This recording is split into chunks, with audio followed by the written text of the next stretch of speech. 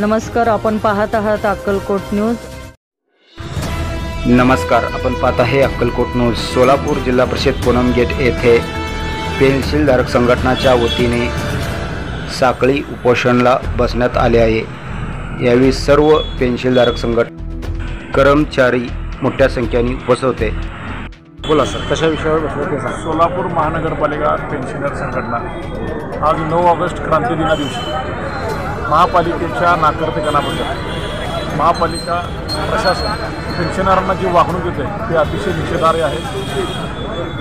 राज्य शासन 50% महागाई भत्ता देते आणि आमचं 1978चं ॲग्रीमेंट आहे की राज्य शासनाची जे काही महागाई भत्ता असो, वेतन असो, जे काय आहे कर्मचाऱ्याला राज्य शासन देते त्या पद्धतीने स्थानिक स्वराज्य संस्थांना दिले पाहिजे असं आमचं ॲग्रीमेंट आहे। पण ही महापालिका आमच्या पेन्शनरांना महागाई भत्ता देत नाही।